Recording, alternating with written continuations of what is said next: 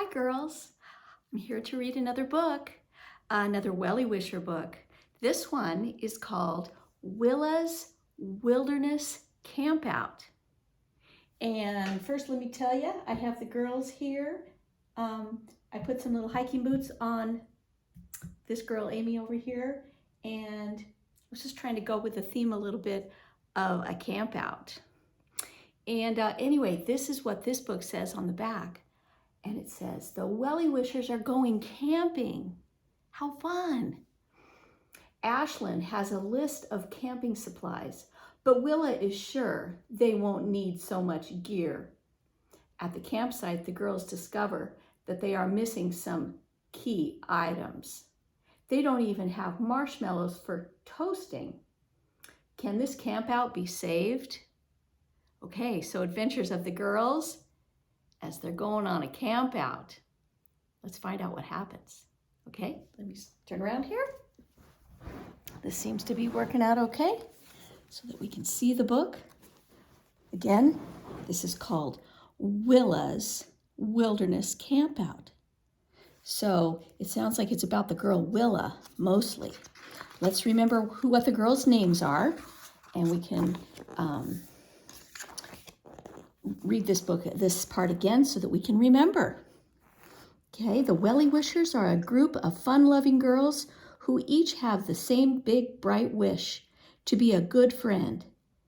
They love to play in the large and leafy backyard garden cared for by Willa's Aunt Miranda. When the Wellie Wishers step into their colorful garden boots, also known as Wellingtons or Wellies, they are ready for anything, stomping in mud puddles, putting on a show, and helping friendships grow. Like you, they're learning that being kind, creative, and caring isn't always easy, but it's the best way to make friendships bloom. And here's the garden again. The garden map shows there's Carrot's hutch, where the little rabbit named Carrot lives, the chicken coop, the playhouse, the pond, the wild area, the veggie garden, the garden shed, the tea table, where they have tea parties, and the wild area down here, coming around to the greenhouse. They grow some plants inside, and there's the garden theater stage where they put on shows. Looks like maybe a little fire pit right there. There's that little sign they made for Aunt Miranda's birthday. The garden gate with a flower garden here. And there's Aunt Miranda's house. Looks like there's even a little treasure chest sitting there. That might be that tomorrow pile chest. Anyway, let's find out about Willa's Wilderness Campout. Chapter 1. Campout tonight. Tonight's the night, said Willa. I can't wait. I'm so excited about our campout. Me too, cheered Camille, Kendall, and Emerson. Thanks for thinking up such a great fun thing for us to do, Willa, said Kendall.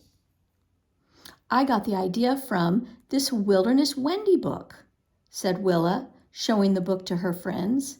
Wilderness Wendy says camping is really, really fun.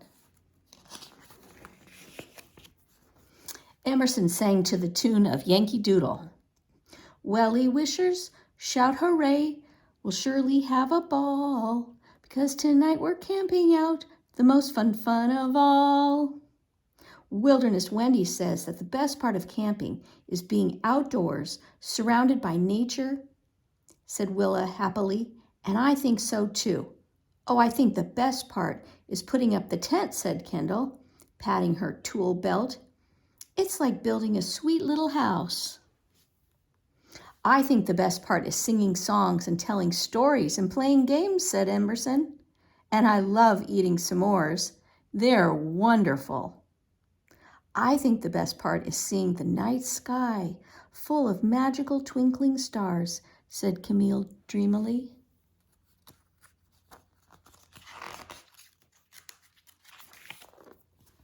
Willa grinned. It sounds like we're all ready to go camping right now. Where's Ashlyn? Asked Kendall. I hope she didn't forget. Oops, did I skip a page? Nope. Where's Ashlyn? Asked Kendall. I hope she didn't forget that tonight's the night. Just then, Ashlyn staggered toward the girls. Holy cow, Ashlyn, said Willa. What's all this stuff? Camping equipment, said Ashlyn. What? Giggled the girls. Emerson lifted a sleeping bag from Ashlyn's pile so that the girls could see and hear her.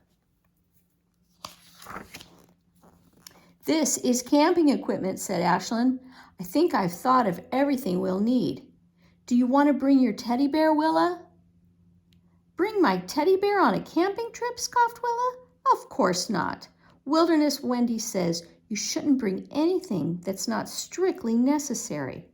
She looked into one of Ashlyn's bags. What's in this bag? Bug repellent and mosquito netting, said Ashlyn. They are strictly necessary to keep away bugs and flies. Do you think there'll be lots of bugs and flies? Asked Emerson, wrinkling her nose. I hope there are, gushed Camille, clasping her hands together. Lots and lots of lightning bugs and fireflies. They're fairies in disguise. Ashlyn smiled. I wish fairies would help us get ready, she said. But I'm afraid we're on our own. We have a lot to do before we go camping. Come on. Is this enough bug repellent? Bugs don't bug Wilderness Wendy. The girls helped Ashlyn carry the camping equipment up the path to the playhouse. I can't wait for tonight. I love putting up tents. Butterflies are fairies too. Ashlyn put down her armful of camping stuff, faced the girls, and said, Now, the key to a successful camping trip is getting away from civilization and living as simply and naturally as the animals do, said Willa, reading aloud from her Wilderness Wendy book. Well, yes, said Ashlyn, but also a cozy tent, said Kendall. A starry sky, said Camille. Fun and games and s'mores, said Emerson. And no bugs. All those things are pretty important, said Ashlyn. But the key to a successful camping trip is preparation. She held up a roll of paper. That's why I've made a list of things that we need. A list? Asked Willa. Ashlyn unrolled her list. It was long. In the wilderness, you have to be prepared, said Ashlyn. We'll need water, shelter, and food. Willa shook her head. Animals live in the wilderness, and they don't lug equipment with them, she said. Wilderness Wendy says that the whole point of camping is being simple and natural. I thought the whole point was having fun, said Emerson. If you want, I can organize this stuff and gather all the other supplies that we need, Ashlyn offered. More stuff? Asked Willa. Real campers don't need. But Kendall spoke over her. It wouldn't be fair for you to do all the work, Ashlyn, she said. Would you like to divide up your list and give each of us a part of it to do? A part of it? Okay, said Ashlyn. She carefully tore her list into 5 parts, added a few words to each one, and gave each girl part of the list. We'll meet at sundown at the camping spot, said Willa, and then the fun can begin. As the girls left the playhouse, Ashlyn reminded them, Don't forget to pack the stuff on your lists. We won't, said Camille, Emerson, and Willa, as Kendall scurried back to the playhouse to get her left-behind list. Chapter 2, they're getting ready. It's called Ready for Fun. Kendall found her part of the list on the workbench, and she found her hammer too. We might need this, she thought, as Kendall slipped her hammer into her tool belt. A gust of wind blew her list off the workbench, out the door, and up into the sky like a kite. "Hey, list!" shouted Kendall. "Where are you going?" Kendall jumped as high as she could and tried to catch her list, but snatch, a bird swooped down and caught her list in its beak. "Yoo-hoo, bird!" hooted Kendall. "May I please have my list back?" "Tweet," the bird answered sweetly, but she did not return the list. Instead, she used it as part of her nest. Kendall grinned.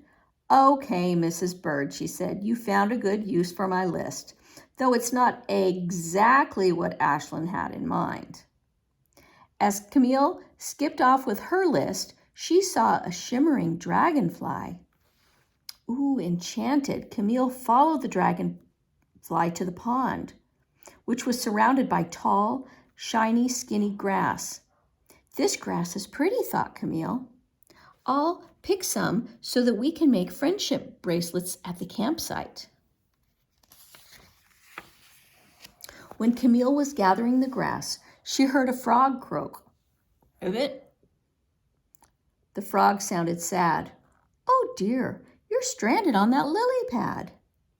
Camille said, "I bet you're an enchanted prince, like in a fairy tale. I'll help you, my friend. Hang on." Camille flung her list onto the surface of the pond. "Here's a paper lily pad for you, Prince Rabbit." Hop! The frog jumped onto the paper lily pad. Hop from the paper lily pad, it jumped to the bank. "Ribbit, ribbit," the grateful frog croaked as it hopped away. "Goodbye, Prince Rabbit," called Camille. "I hope your fairy tale has a hoppy ending." Using a long stick, Camille fished the paper lily pad out of the pond. "Uh-oh," she thought. Her list was sopping wet. Camille shoved it into her pocket, thinking, "I'll read it when it dries," and she went back to gathering pond grass, humming happily. Emerson gathered the things on her list. She packed a sleeping bag, a flashlight, a water bottle, and a bag of marshmallows. Then she picked up her dinosaur puppet and her rubber chicken. "Sorry," she said, "since I packed all the camping stuff, there's no room in my pack for you two." "Don't leave us behind," Emerson made her dinosaur puppet say. "We're fun stuff. Bok, bok, bok." She made her rubber chicken agree. "Camping is supposed to be fun," Emerson said. She turned her pack upside down and dumped the sleeping bag, flashlight, and water bottle in a pile on the floor. Then she put her dinosaur puppet and her rubber chicken in the pack and popped a marshmallow in her mouth, thinking happily, "Without all the boring camping stuff, there's plenty of room in my pack for the fun stuff." Willa sat on a log by Carrot's hutch. Our campout isn't shaping up the way I imagined it," she said to Carrot. "Look at this list that Ashlyn made. Tent, sleeping bag, flashlight." Willa shook her head. "Wilderness Wendy builds a shelter out of sticks and sleeps on a bed of leaves under the shining stars. I want to be a real camper, like her." Willa folded her list into a paper hat. "I'll make my list useful," she said to Carrot. "I'll use it as a sun hat. That's exactly the sensible kind of thing that Wilderness Wendy would do." The sun was just beginning to go down when the girls met at the camping spot. "Wow, Ashlyn," said Willa. "You've already set up your tent?" "Yes," said Ashlyn. "I came early so that I could help the rest of you. We have just enough sunlight left to set up your sleeping bags and unpack your things from your list." The other girls looked at one another uncomfortably.